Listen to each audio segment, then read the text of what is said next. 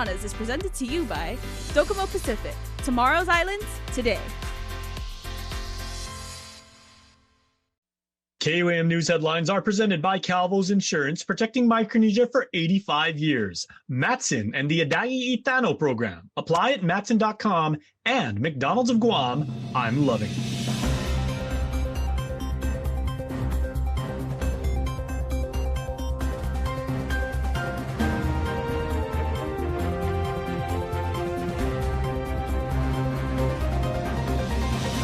Ahead on KUAM News Primetime. Guam is getting ready for tropical storm force winds as super typhoon Sinlaku makes its approach to the Marianas. I'm Mitsuki Hirayama with the latest from the National Weather Service. With just a few hours left until the expected initial impact from Typhoon Sinlaku, mayors across the southern end of the island are continuing their preparations to ensure resident safety. I'm Nevaeh Anderson with the story coming up. I'm at George Washington High School, the central shelter where families are staying safe as the typhoon moves through. Story tonight on Primetime. Stormwatch updates are brought to you by Burger King, reminding island residents to keep informed and stay safe. IT&E, connections that matter. KFC, it's finger licking good. And SPPC 76 Circle K, take it easy. With that, we bid you half a day and good evening, everybody. This is KUAM News Primetime. I'm Jason Salas, and thank you for tuning in tonight on an extraordinary day because Super Typhoon Sinlaku has been rapidly intensifying for over the past 24 hours, and now a powerful Category 5 storm that is reaching maximum sustained winds of 180 miles per hour. Now, here at home, Guam is currently in condition of readiness level 1, and we can expect tropical storm force winds starting this evening. The latest forecasts do indicate our island could be spared from the brunt of Sinlaku, but meteorologists say it's looking very grim for our neighbors to the north in Tinian and Saipan. Our Matsuki Hirayama reports from the National Weather Service's headquarters in Tizon. While Sinlaku is now a powerful super typhoon, the latest forecast shows it tracking north of Guam. But even with that shift, impacts here on island are still expected. Guam may be out of the direct crosshairs of Category 5 Super Typhoon Sinlaku as it continues towards the CNMI, but not out of range of damaging winds. This according to National Weather Service Warning Coordination Meteorologist Landon Idlet. The likelihood of a direct passage over or very near Guam is very small at this point, so that's very good news for us on Guam. We can breathe a little easy, but don't let your guard down. There's certainly a risk to us. We're going to be dealing with damaging impacts with those damaging winds, tropical storm force winds, power outages. We're already getting reports of spotty power outages across the islands just overnight this morning with some of those rain and wind gusts. That's going to worsen. Midday Monday, Sinlaku continuing its path northwest with maximum sustained winds of 180 miles per hour. The island entering condition of readiness 1 Monday afternoon, which means destructive winds are possible within 12 hours. Guam can expect an extended period of tropical storm force winds between 39 to 73 miles per hour Monday evening into Wednesday. The NWS also anticipates 6 to 12 inches of rainfall the next several days. Our big concern, of course, is southern Guam, where they're very vulnerable to flooding issues, as well as parts of Chico and Dededo, even up on the plateau. And while Guam may be spared from the worst, Idlet says it's a grim outlook for Tinian and Saipan. If this were to hit any of the islands in the region, this would be a catastrophic worst-case scenario, similar to Super Typhoon U2 back in October of 2018, which barreled over Tinian and Saipan. Typhoon force winds are expected to start reaching Rota, Tinian, and Saipan Tuesday. Meantime, here on Guam, officials say preparations should be completed by Monday night. Residents are advised to remain indoors until Core 4 is announced, stay out of the water, and seek emergency shelter. Again, tropical storm force winds are expected as early as sunset on Monday. Officials are urging the community to complete preparations now as conditions begin to deteriorate into Tuesday. For now, I'm Mitsuki Hirayama reporting for KUAM News in Tizon. All right, thanks so much, Matsuki. And with memories of past typhoons still fresh in the mind of many an island resident, Guam's southern communities aren't waiting to react. They're preparing early and moving fast as Super Typhoon Sinlaku approaches. Nevaeh Anderson has our next report. A community that has seen firsthand the devastation typhoons can bring isn't taking any chances this time around. In Talafofo, Mayor Vicente Taitagui says his office has spent the last several days responding to calls from residents, from trash pickup to helping secure homes. We'll be calling out for trash pickup, helping put up the shelters, removing some obstacle in the backyard. So we do that to make it safe for everybody. So I think we're ready for this typhoon. While confident in their preparations, Taitagui is still urging caution, especially for those in low-lying and flood-prone areas. Talafofo Elementary School has been activated as a southern shelter ready to take in residents once conditions worsen. Shelter supervisor Shauna Tainatongo Cruz says this time the village is better prepared.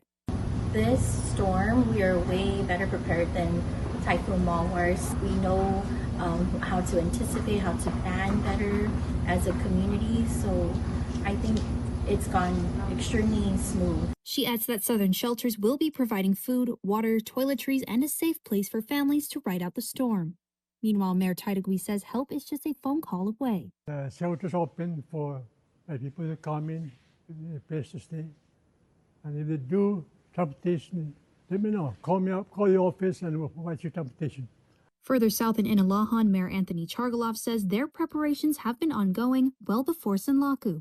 His office continues to clear drains, maintain roadsides, and remove debris, while also securing village decorations and public property ahead of the storm. We've been ready ever since. All we have to do was, kind of do a retrace on everything that we were doing before. We mitigated a lot of the flooding areas. By that, I meant we went out during the dry season when all was good and all. We went out and took care of, clearing out, removing vegetation, clearing the land spaces. We did some dredging in order to allow for better water flow, so to avoid, ponding and what have you to affect the people. Chargaloff also addressing concerns about possible water shortages, a known issue for the village. Inalahan has always been, kind of historically known to always run out of water, being that we have heavy reliance on Ugam water treatment plant, and that becomes heavily turbid. So what we've done is we filled out our storage containers to the tune of 800 gallons. In the event that we do run out of water, we're going to activate that storage and allow for people to get water. Inalahan Middle School is also serving as a designated shelter for the South. In Malesu, Mayor Franklin Champaco says his staff are mirroring the preparations of other villages and praises his community for stepping up. The numbers were rising last night and they were asking for some, beddings, and so some families came with no, and we just put it out in the community chat, man. And honestly, the Malesu people came through. They were able to deliver some stuff up to the families. So I do encourage the people to start, secure. And if they're in the flood areas or low-lying areas, to come to the shelter. Marito Martyrs Memorial School rounds out the list of the 3 southern shelters as leaders continue to urge residents to take the storm seriously. Officials from the Guam Homeland Security Office of Civil Defense remind the public to stay out of the water amid dangerous surf conditions, secure loose items, and make sure households are stocked with food, water, and essential supplies for at least a week. And if you are in need of assistance, don't hesitate to reach out to your mayor's offices. Reporting from Southern Guam, I'm Nevaeh Anderson, KUAM News. Nevaeh, thank you very much for that report. Well, as schools across our island are serving as emergency shelters, we now check in with the Guam Department of Education, reflecting on the impact that Typhoon Mawar had on campuses in 2023 as we brace for tropical storm conditions and remain under a typhoon watch. Destiny Cruz-Langas has this story. School is out for Guam Department of Education students this Monday as the island hunkers down for tropical storm conditions as Super Typhoon Sinlaku continues toward the Marianas. Governor Lulian Guerrero placing Guam in condition of readiness 2 at 5 p.m. Sunday, meaning Government of Guam operations, except for essential services, remain closed. Today, GDOE schools across the island are serving as emergency shelters. GDOE Public Information Officer Damon Borja. We do have 7 schools that have been activated to be shelters. So there are 3 in the north. We have Machinana Elementary School, Maria Joe Elementary School, and Astimbo Elementary School. We also have 1 in the central, which is George Washington High School, and then 3 down south, which is the Talafofo Elementary School, Marito Martyrs Memorial School, and the Inalahan Middle School. According to recent figures, these 7 sites are providing refuge to over 700 residents, reaching 28% of the overall capacity. Borja assures families the facilities offer essential support. Like the 7 shelters that I mentioned earlier, this is a way for students and their families to be able to have that safe and comforting facility while also receiving basic hygiene equipment. You also provided food, water, blankets. So if the families out there really need that support, they really need that help, you can visit one of the shelters, and of course be registered to go in. Meantime, Sinlaku poses a fresh threat to school conditions, which are still recovering from substantial damage left by Typhoon Mawar in 2023. As KUAM previously reported, Mawar caused water damage, debris, and widespread mold growth across GDOE campuses, damage that required years of recovery work. So how does GDOE plan to address potential new damages or costly setbacks to these already vulnerable facilities now? We first have to go into Core 4, and once Core 4 has been released and announced by the governor, then our leadership team and our facilities and maintenance teams will go out, do their inspections, and do all the rounds that are needed. Once we do the inspections, we'll be able to take the time to figure out what is needed to get our schools back up and running. As for returning to normal operations, Borja says students are expected to be back in the classroom once the all clear is given. However, whether or not students will need to have makeup days is still being assessed. Destiny Cruz-Langus, KUAM News. And we just told you that GW High is being used as a public shelter, and as Janice Carrasco has, as strong winds and heavy rain move in, families across the island are seeking safety, with many now staying at the home of the geckos. Dr. Darlene Roberto, the manager for Shift 3, shared how many people are currently in the shelter and what the Red Cross has provided for families. We have 50 people here right now, families and some single males and single females. Sure. So we're really fortunate, that the American Red Cross was able to provide us with a minimal number of cots. We do have some canned goods, of course some water, and definitely blankets. So we have some of those supplies here with us today. She also emphasized the importance of accounting for everyone staying in the shelter. For safety reasons and for emergency reasons, we definitely need to know exactly how many people are on the campus as far as shelterees and of course employees that are manning the shelter. So we do want to keep track of everybody going in and out. So if they check out, they do have to come back and check in. One evacuee says it is not safe at home and talked about some of the necessities she brought to the shelter. It wasn't safe for me to go where the water to come to me. Okay. So the Parks and Recs police officer called them to drop me over here. Some of my clothes and my medicine and little water and little food. Another evacuee spoke with us about why he came to the shelter, sharing safety is not an issue here. I'm temporarily homeless, so don't want to be outside in the typhoon. There's no issue about safety here. As of just before news time, shelter capacity for George Washington High School was still under 10%, and there is still time to get to a shelter. Please stay safe. Janice Carrasco, KUAM News. And as Super Typhoon Sinlaku rapidly intensified overnight and barreled towards the Marianas, families locally are anxiously watching its path, holding close to their loved ones on Saipan and bracing for what may come next. Our Jonah Gancharfer spoke with Marianas Press founder and former KUAM News reporter, our friend Tomas Manglonia. As Super Typhoon Sinlaku strengthens and moves closer to the Marianas, families across Guam are keeping loved ones in Saipan in their thoughts and prayers. The powerful storm intensified overnight, raising new concerns for residents in the CNMI as communities rush to prepare for possible dangerous winds, heavy rain, and rough conditions. For many around Guam, the threat feels especially personal, with relatives and friends on Saipan now watching the forecast closely and making final preparations. So right now we're feeling a bit of that wind, of course, and the skies are gray, but around 2 p.m. we enter typhoon condition 1. That was what the governor is said he will declare, which means we're seeing those 75 mile per hour plus winds, reporting that we're going to really start to feel it around Tuesday, 1 a.m. and throughout the whole day on Tuesday as well. 145 mile per hour sustained winds and up to 180 mile per hour gusts. And so, to be honest, everyone I've spoken to here has a lot of anxiety given the past typhoons and super typhoons that we faced. It's quite an emotional time as well, but as we were also talking with other residents, we know what it means to be one Marianas and Marianas strong. And the difference between then and now, so a lot of people are taking it very seriously. They're not taking any chances. And unlike before, where we saw long lines in different places, this time around, when I was going around the community, it seemed that they were coming out gradually throughout the weekend into today. And so people have been preparing ever since we heard that this storm was on the way. Residents are being urged to stay alert, secure their homes, and take the storm seriously as Sinlaku continues its approach. Officials are closely monitoring the system, while families across the region hope for safety and minimal damage. For a minute, we thought that it was going towards Guam and Rota, and we're hearing today from weather officials that Rota might be spared from the worst of it all, but now Tinian and Saipan are in that direct line. And we can see Tinian from Saipan. It's one of the shortest flights in the world to go over to Tinian. As NWS was telling us at this point, really, it's a matter of when, not if. As the storm draws nearer, anxiety is growing, not only over the strength of the system, but over what the next several hours could bring for Saipan and the rest of the Marianas.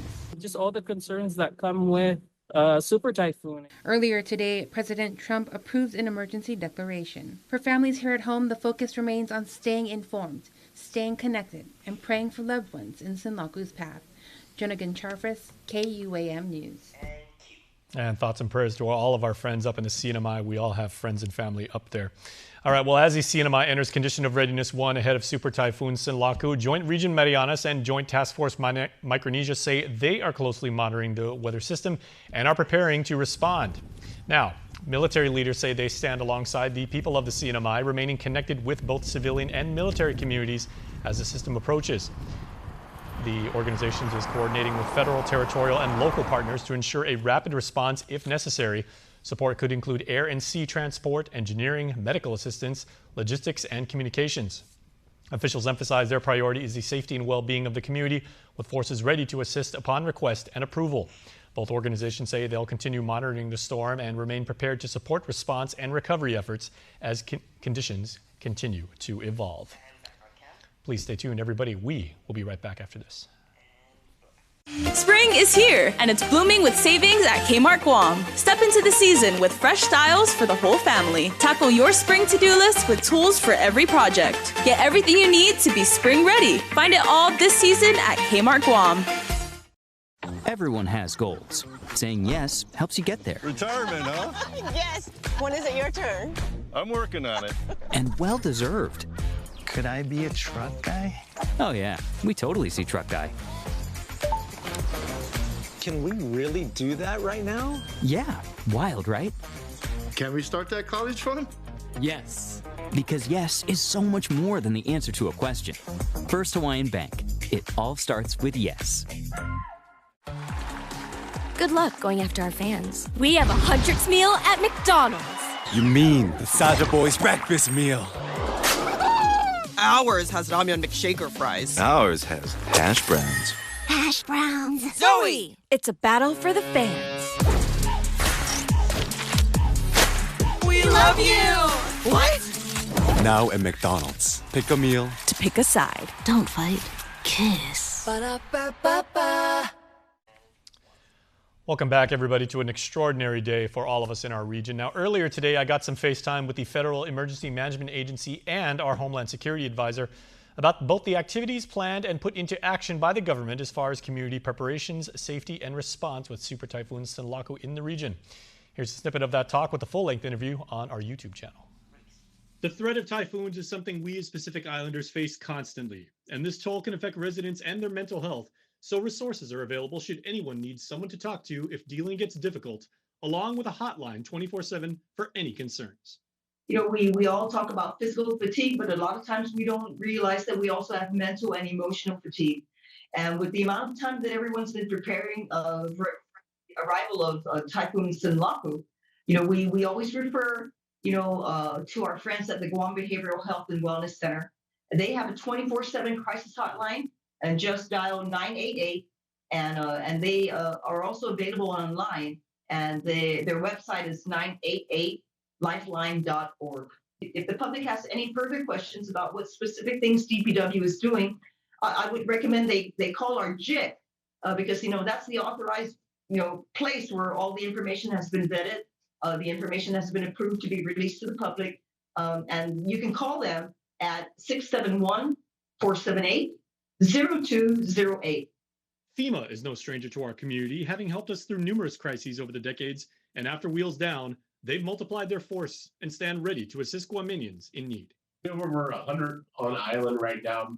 We have about 25 that are here all the time to help with managing our warehouse and do some other things that work with Guam Homeland Security, and then deployed about another 50 to 75. In addition to that, there's over probably 100 people from other federal agencies like the Corps of Engineers, Department of Energy, Department of Transportation, Health and Human Services, EPA, and a number of others. What we're focused on right now is supporting Guam with immediate life-saving types of resources. And the governor, to do that, requested an emergency declaration the other day from the president. In less than 24 hours, the president supported that, giving me the authority to task federal agencies to support life saving. So whether that's using Department of War resources, or for example, the Corps of Engineers here and our generators to put emergency power up to critical infrastructure to keep water, power going, those kind of things. Now, as you just heard from FEMA, we are getting federal support ahead of Super Typhoon Sinlaku's arrival. And today, President Donald Trump approved Governor Lou Leongaro's request for a pre-landfall emergency declaration, unlocking immediate federal assistance for the island.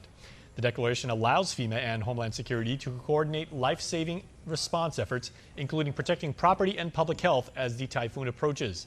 The governor says the swift approval ensures critical resources are available right away to help safeguard the community, with her Lieutenant Governor, Josh Tenorio, adding that securing federal support early is a key step, allowing Guam to work closely with partners to put life-saving measures in place before conditions worsen. Now, under this declaration, FEMA has been authorized to fund emergency protective measures at 75% federal cost share, with additional assistance possible pending further assessment. And as Guam prepares for potential impacts from the super typhoon, Attorney General Douglas Moylan is warning businesses price gouging will not be tolerated. Under a condition of readiness declaration, local law freezes prices at pre-emergency levels, meaning merchants, landlords, and fuel providers cannot raise prices in anticipation of the typhoon. This does apply to gasoline, diesel fuel, propane, and other essential goods. Officials emphasize while prices cannot go up, businesses are still allowed to lower prices at any time. Violators could face steep penalties, including fines and enforcement action. Residents are encouraged to document any sudden price increases and to report suspected violations to the AG's office at guamattorneygeneral.org. As families prepare, officials say protections are in place to ensure that no one is taking advantage of during this time. Well, let's shift gears in our rundown now for a little bit of positive news, as more than 300 of our island's young innovators took center stage at the 48th Guam Island-wide Science Fair this past weekend, held at the UOG Science Building. From robotics to aerospace and medical science and sustainability, students across elementary, middle, and high school levels showcased 314 projects tackling real-world challenges impacting island communities. The top honors went to, and let's run down this now, for Division 1, Joseph Choi of Tamuling Elementary School. Division 2 was Thomas Kirian from Harvest Christian Academy. Division 3 was Derek Yan of St. John's. Division 4 was FD's Alexander Cruz, a repeat winner, who earned the overall title for his research on a biodegradable material for medical stents, securing a chance to represent Guam on the international stage and compete for a trip to NASA Space Camp. Organizers say the annual event continues to inspire the next generation of scientists, engineers, and problem solvers, proving Guam's future in STEM is brighter than ever. Well, marriage is a balancing act, but when one of the partners shrinks, very literally, the scales tip in the new series, The Miniature Wife, which is streaming now. Merry Christmas, Lindy. Les, do I look merry or hungry? Well, it's kind of hard to tell from this distance. I'm not. Her character, Lindy, may not have enjoyed being tiny. Make me big again now. Heard that? But Elizabeth Banks had tons of fun playing it in Peacock's new series, The Miniature Wife. At one point, I had a 6-foot-tall giant Hershey bar. I had a giant piece of popcorn that was all edible. I actually could eat it. They used a chocolatier to make me chocolate. The creations were also stunning for Banks' regular-sized co-star, Matthew McFadden. And you'd walk onto set and there would be these extraordinary sets, you know. It was like a real playground. I won't let something happen. Something did. Something else beyond the accident. McFadden plays Les, an attention-starved scientist. The miracle of miniaturization, whose technology accidentally shrinks his Pulitzer Prize-winning but stagnant wife. They're having a tricky time. I think time will tell, but Yeah. I will say they deserve each other. That's yeah. for sure. Complicating things even further, Are you smiling right now? yes! Sorry. Les is still trying to figure out how to restore Lindy while keeping corporate vultures at bay. I run this lab. This is unacceptable, and it's ridiculous. And do something. Matthew, your tantrums were they were top notch. My foot stamping. Yeah. It's very frustrating. We are both Yeah. childish Yeah. in our own ways. Very childish in a very childlike setting. This project was some of the most fun I've had. It was very physical. Yeah. It's so broad and silly, but then also very grounded. I think we got to play a lot. Okay! Mark Barker, NBC Entertainment. Now for a look at your world at home. Here's a view from Barragata Heights, capturing the calm before the storm.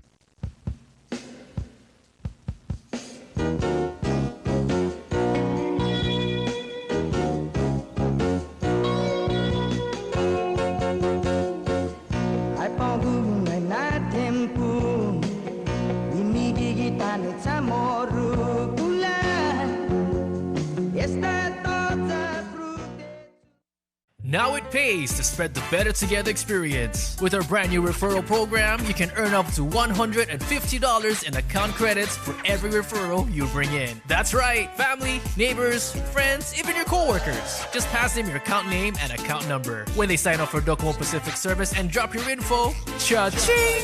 Credit applied. So spread the word and start stacking those savings. Additional conditions may apply. Docomo Pacific, we're better together. Don't need a work break, keep the smile on your face. The moments you can't replace, and I'll be around. Whoa. You can count on me. You can count on me for life. Wherever life takes you, we're always here for you. Calvo's Insurance. Count on us for life. Only Taco Bell has what it takes to put crispy chicken nuggets inside a Crunchwrap slider. Why? Because what it takes is a Crunchwrap slider, and we 100% invented those. Choose from creamy chipotle or jalapeno honey mustard. The new crispy chicken Crunchwrap slider, a brand new classic. Only at Taco Bell.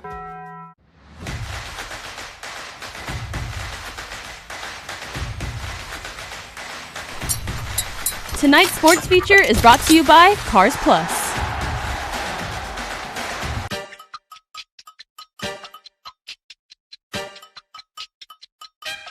Wesley kicks out. Simon, big three. Oh,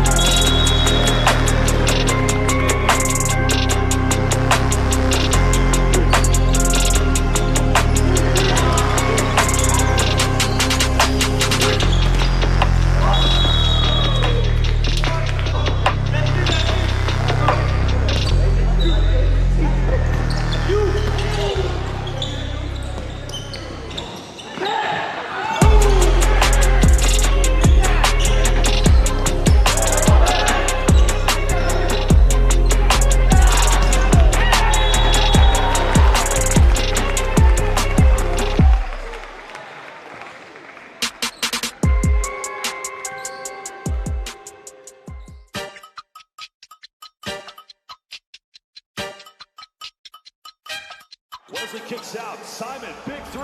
Oh, baby!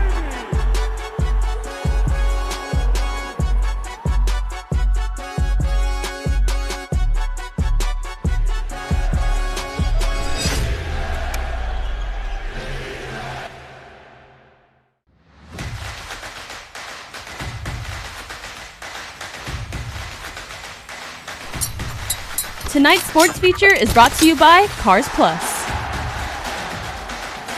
GU Self Storage, located in Harmon next to McDonald's, offers a variety of storage units. With rates starting as low as $95 per month, we offer complimentary use of dollies, push carts, Plines hand trucks, and pallet jack, with a fully covered loading and unloading areas and ADA accessible units. We offer 24-hour CCTV surveillance monitoring, alarm, and individual pin-coded gate and door access, because your safety is our priority. GU Self Storage, voted Pika's Best in 2024. Call 671-648-7867 today.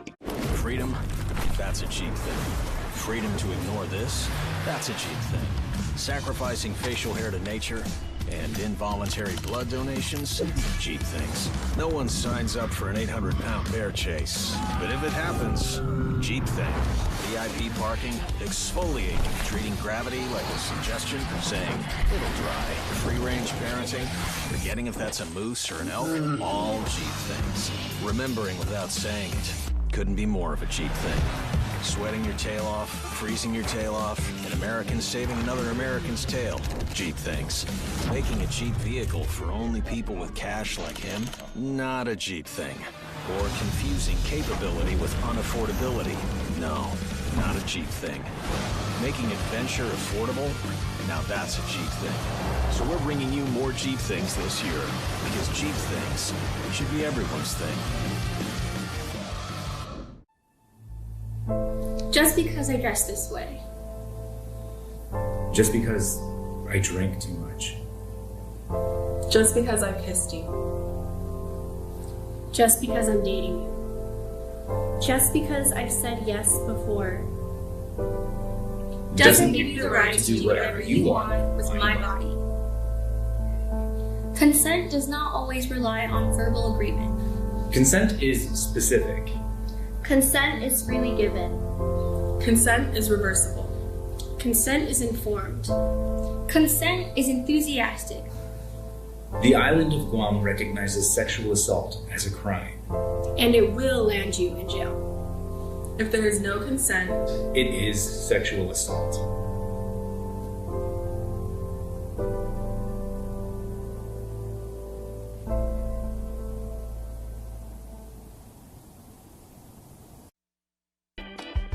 News Bites is brought to you by Docomo Pacific Better Together, Fresco Clothing, original custom design apparel of Guam and the Marianas. Okay, everybody, looking a little bit down the road when the storm has finally passed, we have Pet Fest coming up, and everybody is the fun run, and make sure to check it out because Pet Fest is coming up, everybody. It is a absolutely wonderful time, and make sure to register for the Saturday, May 2nd event. It is free. You are going to help put on an amazing show for you and your dogs and cats. Can't wait for that when things get a little bit more normal. All right, fair has been postponed, everybody. The Pacific Hotel and Restaurant Association Annual Expo has been postponed out of an abundance of safety. We got to make sure we got to take care of our staffers, our hotel staff, and our guests and everything. We will let you know when it is back on. And once again, please stay safe, Guam. That is job number one, of course, and nobody knows it better than our hospitality staff. And the Guam Women's Chamber of Commerce ladies are still planning their golf party. This is next week, next Saturday. This is happening. It's going to be down at Country Club at the Pacific down in beautiful Talafofo, and there's a reason why we call it God's Country, because it is gorgeous down there. So please make sure to register, and we will see you on the links. Now, here are your birthday shout-outs for tonight.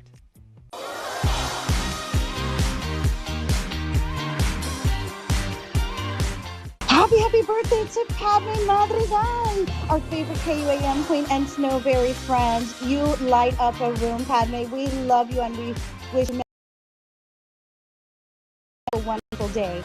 Want to wish your special someone a happy birthday? Just click the QR code here on your screen or email birthdayclub@kuam.com.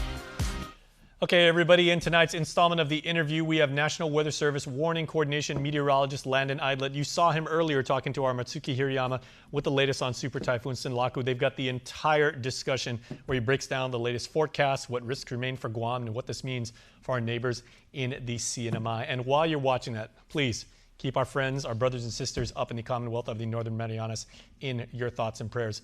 Best wishes to everybody there, and please stay safe, everybody. I'm Jason Salas. We'll see you next time. Sure, there's places Taco Bell's crispy chicken nuggets haven't been, but now the inside of a Crunchwrap slider isn't one of them. The new crispy chicken Crunchwrap slider with creamy chipotle or jalapeno honey mustard inside. A brand new classic, only at Taco Bell.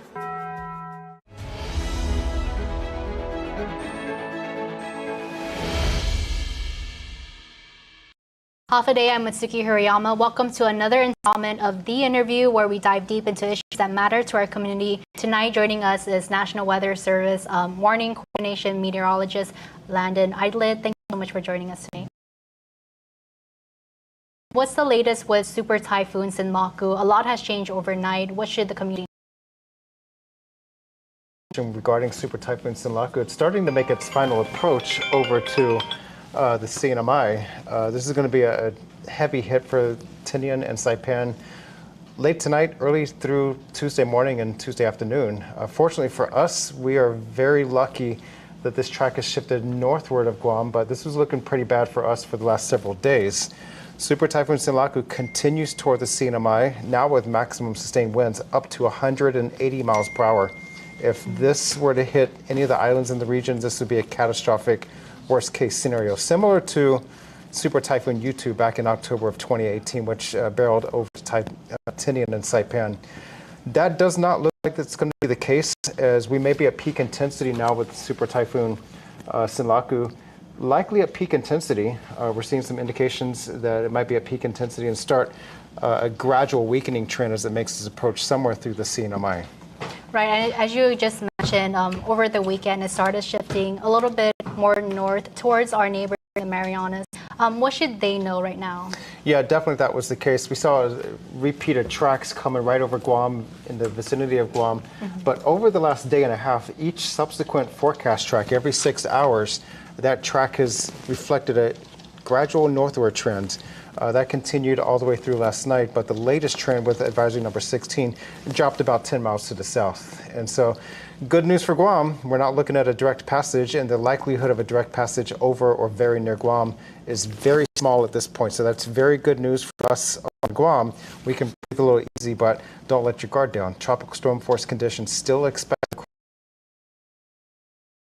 much of the day Tuesday into early Wednesday. But for Saipan and Tinian, a much different situation. Many people are still reeling from Super Typhoon U2 just a few years ago, and now they may be dealing with a similar situation. The current track does track right over Tinian. Could that change over the next several hours? Yeah, the next bulletin is going to be coming out at 2 o'clock this afternoon. New forecast track, new intensity graphics, and so we could see a little bit of wobble. But again, as this thing gets closer to the islands, the maximum range of variation is going to gradually diminish. Right, and certainly throughout the weekend, especially here on Guam, people have been preparing, whether it's going over to the emergency shelters or kind of hunkering down at home already, getting all the supplies they need. Is there still a big risk for Guam with this going a little bit to our neighboring islands? Yeah, there's certainly a risk to us. We're going to be dealing with damaging impacts with those damaging winds, tropical storm force winds, power outages. We're already getting reports of spotty power outages across the islands just overnight this morning with some of those rain and wind gusts. That's going to worsen. So what you see outside the window this morning, this afternoon, it's going to degrade as we go into the overnight hours. The best conditions are today. We can still see some peaks of sunshine through the afternoon hours.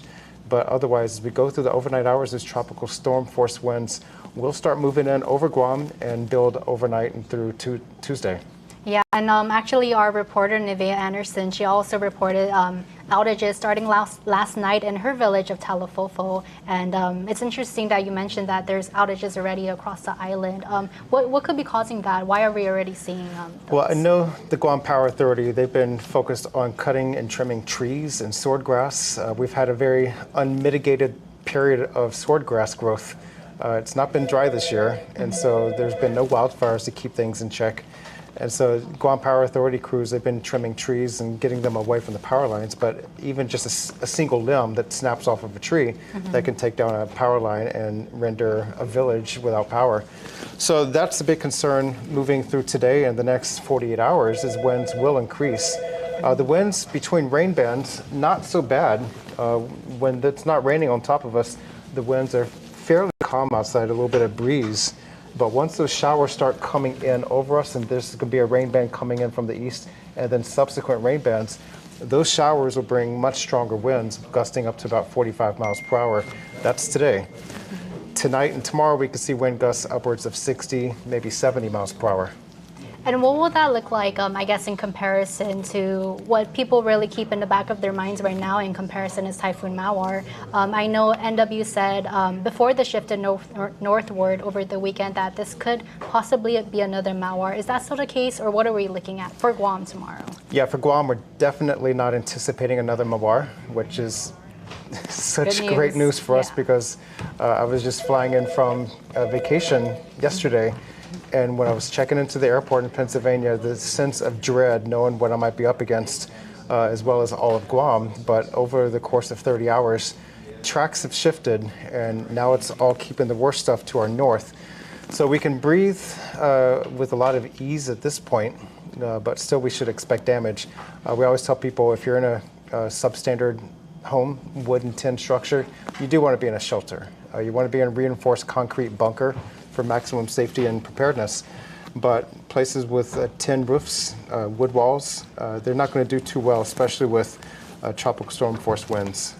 Yeah, you were just mentioning that, or as we continue to talk, I just do want to note that if you guys, those of you who are tuning in, if you're hearing like phones pinging or phones ringing, it's because the National Weather Service is very busy, evidently, as people continue to call you guys. Yeah. Yeah, it's 24/7 constant calls, and so I think of all the federal government agencies, we're one of the best, and I'm being very objective because we're always here to take a phone call, and we always want to make sure that the best information gets to the public, especially when dealing with a super typhoon in our backyard. Yeah, and earlier before our interview, you were mentioning, and I don't know if you mentioned earlier as well during the interview, but you were mentioning you're starting to see the eye coming within range. Could you explain that, and what does that mean? Yeah, so this looks like it may be the eye wall of Super Typhoon Sinlaku. It's coming into our radar range, and so at 7 o'clock this morning, it was about 310 miles east-southeast of Guam. And so that's just outside of our radar range, but as we're seeing it track, it is moving northwestward, and it's starting to come into our outer radar range. So we're going to see that likely come deeper into our radar range as it currently forecasts to pass over Tinian. So we're going to get some good perspectives on the Doppler weather radar, as well as the visible satellite imagery already showing that incredible structure. We always tell people when a typhoon looks like a donut, it's bad news for calories, but also for hazards. And so we have a very symmetric super typhoon structure. It's incredible to look at, a very well-defined eye. And so that's definitely bad news for anybody in its path. And how big is this this typhoon that we're seeing right now on the screens? You know, I don't have an exact measurement right now, but we were looking at an eye wall about 15 to 20 miles in diameter.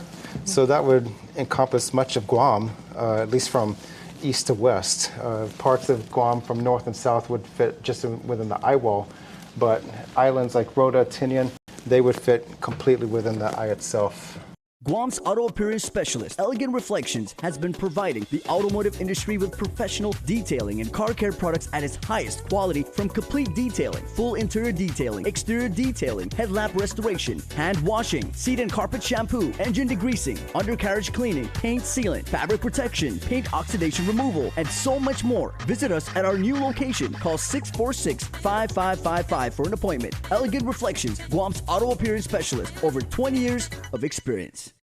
And what does it mean for it to be that wide in diameter? Yeah, typhoon eyes come in different sizes. We've seen some typhoons with very large eye walls, very large eyes. And think back to Super Typhoon or Typhoon Pseudolor back in August of 2015. That was a very small, compact typhoon. The entirety of it fit right on the island of Saipan. And that could fit easily within the eye of some of these large typhoons where you can get an eye possibly 100, 150 miles wide. It's all about storm structure and symmetry. So it doesn't sound like good news, at least for the Marianas. Definitely. And when we see a pinhole eye, a very small compact eye, that's usually associated with a very powerful typhoon, usually a super typhoon. Right. And at this moment, while we're speaking, Guam is currently under Core 2. What kind of we could make for the conditions for Guam to be put under Core 1? Yeah, and the conditions of readiness, so they're linked closely with our typhoon watches and warnings and our tropical storm watches and warnings, and it's all about the onset of damaging winds of 39 miles per hour. And so Guam right now, we are in a tropical storm warning, and that means that damaging tropical storm force winds of 39 miles per hour, they are expected within 24 hours. And so for the condition of readiness, the core, that corresponds to a Core 2, meaning that those damaging winds are expected within 24 hours. Core 1 corresponds to a 12-hour arrival. And so that's just a sequence of actions for the government of Guam. Core 1 also means that they're either expected within 12 hours or are occurring. And so that move to Core 1 could happen sometime this afternoon, and that's going to be a decision made by the governor and the Homeland Security Office. Right. So maybe if those of you who are tuning into this during prime time, it could already be Core 1. That's a possibility. Highly likely. Wow. Okay. And you also mentioned off camera a little bit earlier that when you were coming to Guam, you were also on the same plane as FEMA officials. Tell me about that. Yeah, definitely. I was on vacation. I was supposed to be back this morning flying in from Manila, but I did not feel like gambling with that flight, looking at the timeline of storm passage. So I was able to change my flight coming in from Saturday morning out of Pennsylvania and getting in here Sunday evening. And I think it was one of the final flights on United coming to Guam as they worked to get all the aircraft off island. But it was a loaded flight, and there were a number of FEMA officials and Red Cross officials on that flight. So behind the scenes, there's a lot of work going on.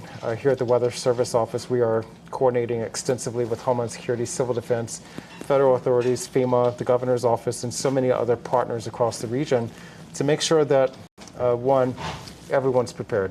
Two, the communications are going out so that people know what actions to take in advance. And three, starting to work on the post-storm recovery and response. And so FEMA, they sent a lot of manpower from FEMA Region 9. We have a lot of people on island right now, and this was a success of Mawar, where we had a lot of folks pre-deployed to Guam before Mawar struck. Same thing for here. Fortunately for us, they might not be doing too much response here on Guam, but may deploy eventually to Saipan and Tinian, where they may get a much harder hit than we do on Guam. Right, and it's thankfully the president also just approved the emergency declaration for Guam and also for the NMI as well. Correct, and so these are great actions to see coming together. It's evidence of leaning forward, posturing, and being ready in anticipation of whatever happens with this, because we want to have those processes in place so that when it comes time to clean up, things can work quickly and smoothly. Right, and over the weekend, as we were mentioning earlier, the community was out there preparing for the super typhoon Sinlaku, and members of our team were also out there on the field, speaking with our community members. Some of the people that, or some of the things that people have told me that I've heard that they're most concerned about is flooding, and also the, I guess, the aftermath of Sinlaku. Could you talk a little bit more? Let's go first with flooding concerns. What are the major concerns right now? Yeah, definitely we have the likelihood of heavy flooding, and some of that could be torrential downpours. And so when we're talking about torrential rainfall, we're talking about those rainfall rates. And you have these showers are moving pretty quickly. They're not sitting on place in a location. But when they pass over, they could be dropping rainfall rates of 3 to 5, maybe 6 inches per hour. So a rainfall rate of 6 inches per hour for 30 minutes, they could put 3 inches of rainfall in a very short period of time. And so that's a huge concern, especially when you have saturated soils. And so we've had a very wet 2026 so far with a number of flood events across the island. Our big concern, of course, is southern Guam, where they're very vulnerable to flooding issues, as well as parts of Chico and Dededo, even up on the plateau. So we do have a flood watch in effect at this time, and we are anticipating 6 to 12 inches of rainfall as we go through the next several days. And could you see less rainfall in some areas? Yeah, absolutely. It depends on how these rain bands set up. You could also see much more rainfall. And think back to Typhoon Pangsanwa back in 2002. the rainfall spread from southern Guam was around 4 to 6 inches, where central Guam got upwards of 25 to 28 inches. So there can be quite a variability of rainfall over the island from village to village. And so rough guess, we're looking at 6 to 12 inches, and some of that could fall in a very short period of time, resulting in flash flooding. So people that are susceptible to flooding issues need to be ready and aware to respond and react to any kind of flooding issues. Clear drainage areas. I know the Lieutenant Governor's been out there across the island working on trenches and stuff with DPW crews. A lot of work has been going on in the last week in anticipation of this, because this has been a very slow process to evolve. It set in Micronesia for several days, causing significant impacts in Chuuk State, but it allowed us more time to respond and start taking actions across Guam to be ready for whatever happens with this system. So essentially, like flood-prone areas, whether they're from Jico to Molesto, they really need to be on the lookout for in preparing for this. Yeah, and one thing I was doing at home, I learned my lesson from Mawar. I have a new house, and I had water in every room of my house except for one. And so you learn from previous experiences. I got all of my furniture on those marble coasters from Ross. They work really well. Get everything up off the floor so when the water flows, it doesn't affect like the wood legs of furniture and other items. Pull the carpet up, get the rugs off the floor, get anything that would soak water, wood, carpet, any materials, boxes, get them off the floor, because if we have diagonal rain, it will penetrate windows and doorways. And we saw that with Super Typhoon Mawar. Take actions, be prepared, be ready. My house is ready. Everything's up at least a ½ inch off the floor. So if there's water flowing, I'm ready. Yeah, thank you for bringing up those tips, actually, because one person that I was talking to at Home Depot the other day, he was mentioning that they were actually out of sand and had to buy like other things to prepare. And he was mentioning during Typhoon Mawar, his place was on the 3rd floor, but he still got rain inside his home. So. Yeah, and that will definitely happen, because you have sideways rain, which we shouldn't be seeing the horizontal rain with our winds here. If we had like category 1, 2, 3, and 4 type winds, yeah, that would be a concern. But tropical storm force, our rain might be more diagonal, but still that will come through windows that are not sealed tightly, doors that have large openings under the doors or the frames. Water is going to penetrate that on windward sides of the house. So take actions, be prepared. Freedom, that's a cheap thing. Freedom to ignore this, that's a cheap thing. Sacrificing facial hair to nature and involuntary blood donations, cheap things. No one signs up for an 800-pound bear chase. But if it happens, cheap thing. VIP parking, exfoliating, treating gravity like a suggestion, saying, it'll dry. Free-range parenting, forgetting if that's a moose or an elk, all cheap things. Remembering without saying it, couldn't be more of a cheap thing. Sweating your tail off, freezing your tail off, an American saving another American's tail. Cheap things. Making a cheap vehicle for only people with cash like him? Not a cheap thing. Or confusing capability with unaffordability? No, not a cheap thing. Making adventure affordable? Now that's a cheap thing. So we're bringing you more cheap things this year, because cheap things should be everyone's thing. Looking forward to tomorrow, what can people expect as for the conditions? Yeah, definitely. And again, the best conditions over the next couple days, it's right now. It's through the day on here on Monday, but we're starting to see a lot more showers fill in. This is probably going to cause, if this rain band holds together, we're going to see some flooding issues across the island as that starts to move over the island. But while we're free of the rain, it's going to be fairly nice outside, breezy, but not so bad. The conditions will start to deteriorate as we go through midday today, this afternoon, this evening. Tropical storm force winds of 39 miles per hour or greater. They'll start building in late this evening and build continuously overnight. Will we see typhoon force winds tomorrow? Probably not. There would have to be some significant changes in the overall track of the system. But most likely severe tropical storm force conditions over the island, and that would be maximum sustained winds of 40 to 55 miles per hour. But those wind gusts with some of the heavier showers could crank up to 65 or 70 miles per hour. And so that's going to cause some problems. It'll wake you up. It could be a loud night starting tonight. It could be a loud night starting Tuesday night. So this is time to get your rest. don't fear, don't be nervous, but do anticipate it's going to be a loud night, and people will have damage across the island. We're talking about trees maybe uprooting, toppling over coconuts, palm fronds. They could do some damage if you're under them, so stay in safe shelter. Rule of thumb, stay in safe shelter from sunset Monday through sunrise Thursday.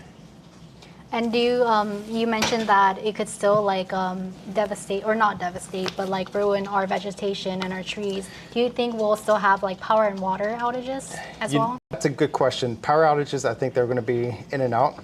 Will they be as widespread and significant as after Moar? I don't think so.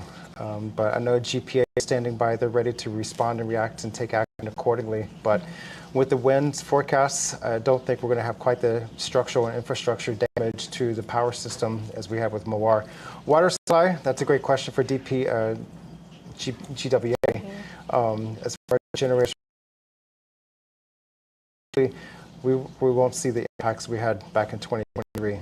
Right, and I'm sure the whole community is kind of like having this sigh of relief, at least here in Guam. But then for our neighbors in the Mariana Islands, it's really looking not great for them. You mentioned Typhoon U2 or Super Typhoon U2 earlier in our interview or in our conversation. Could Super Typhoon Sinlaku be as bad as Super Typhoon U2, or what's the comparison? Yeah, that is a possibility. Right now, this is 180 miles per hour. Super Typhoon U2 struck Tinian and Saipan head-on at 175 miles. Forecast does indicate that we may be seeing peak intensity right now. And so moving through the day today, it should start a gradual weakening trend. Current forecast has it making a direct passage over Tinian at 145 miles per hour. That's better than Super Typhoon. And so a matter of 40 miles per hour doesn't make much of a difference if you're dealing with a Category 4 or a Category 5 storm. So again, still very potentially catastrophic situation for the Northern Islands, and they do not need it because some of their rebuilding efforts are still ongoing since 2018. Certainly. And also, what's the time frame? I guess as it approaches closer and closer to the Marianas, the time frame is closing for preparations.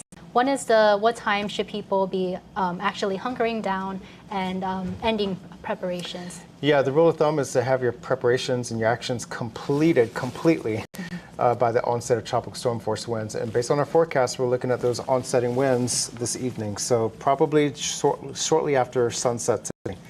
Make sure your plans are in place and you're in safe shelter. So it's 10 o'clock in the morning right here, right now. So your time is running out if you need to take actions. I know as of 7 o'clock this morning, there were some 700 to 800 people in shelters across Guam. If you are not certain of your safety and your structure, your home, play it safe. Go to a shelter. We have and get to one of the schools that serve as a shelter across the island. So bottom line, although this is shifting northward, Guam still faces the risk of tropical storm force winds. Is there any final message you would like to send to our community? Yeah, definitely stay up to date with the Weather Service information, weather.gov/GUM. We're going to be updating that page as well as our Facebook, U.S. National Weather Service Guam, through the day and overnight tonight and through the duration of this typhoon, just to keep people informed. Always say anticipate curveballs. For better or for worse, and we had a curveball yesterday, and that curveball was to shift it farther north from us, which was great, but not so good for the CNMI. So it's going to be quite a response effort, especially if one of those islands takes a direct hit. There's a lot of recovery, a lot of people hurting. It's going to be a bit of suffering for them, and they do not need that. But anticipate things to change, but plan for tropical storm force conditions across Guam. And again, that comes with the water hazards, the strong rip currents, inundation along coastal areas, damaging winds, flash flood potential, and so on. Certainly. So it's not going to be an easy ride the next couple of days, but we can get through this. We've seen much worse, but don't let your guard down. Right, and we're all in this together. Thank you so much, Landon, for your time. We'll continue to keep in touch with you as we keep our eye on Sinlaku. I do want to add one thing. Sure. 988, the National Suicide Hotline, that is available for people stressing out about this condition. I know PTSD is a real thing for storm disasters situations. People across Guam and the CNMI are